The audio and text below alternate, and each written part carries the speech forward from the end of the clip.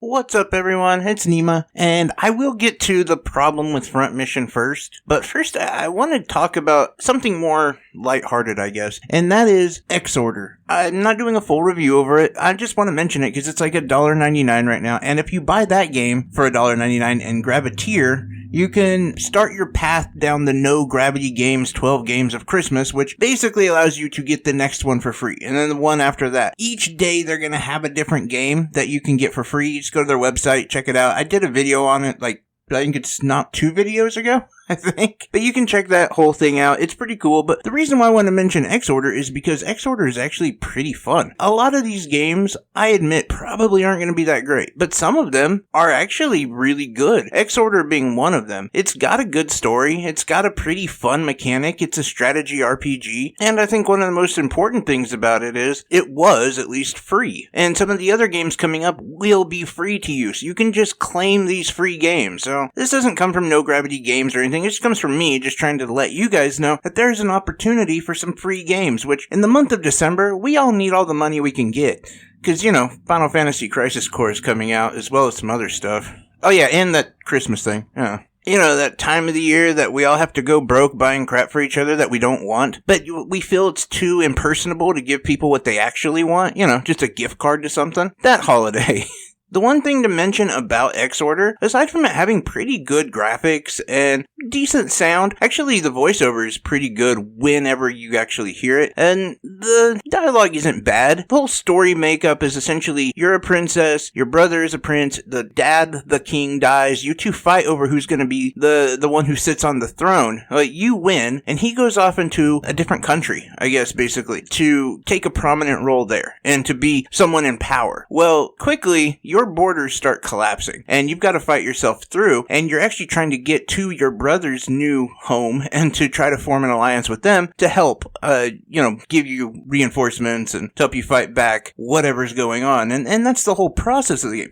Thing is, the game is not easy. I've heard so many people whine and cry about Front Mission First and saying it's too hard, I can't be, and these are some people who are actually gamers I really respect and think are way better than I am, but they're complaining about how difficult the game is. Let me tell you, Exorder is harder than that game, at least in my opinion, because in Front Mission First, I don't understand where people are having problems with this game. Yes, there is a lot of misses at first, that does happen, and it is kind of annoying, but when you actually start upgrading your mech and you start working on your skills, you have the ability to really lock in your aim and tighten up your accuracy a little bit. Yeah, you're still going to have some misses here and there, but it's not nearly as bad as the beginning of the game, and it actually just keeps getting better. I feel like people aren't going into this game as a true strategy RPG. They want someone to hold their hands, and trust me, this isn't something I typically say. I'm never one of those guys who gatekeeps or complains about people just not being good enough, because this isn't one of those things. It is, but it's not. It's a strategy RPG, meaning you have to look at tactics. You have to look at formations. You have to decide how you're going to best handle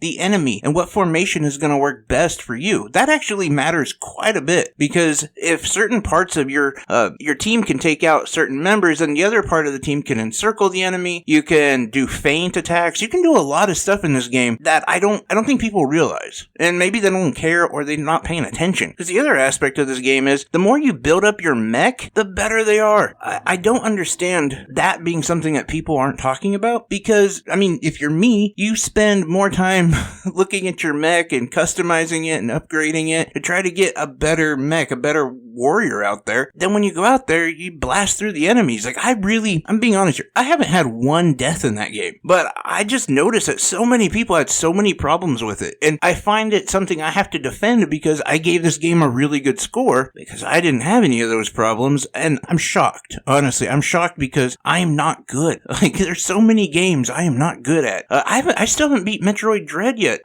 There's a plethora of games that I suck at, and I think it also comes down to the type of game, right?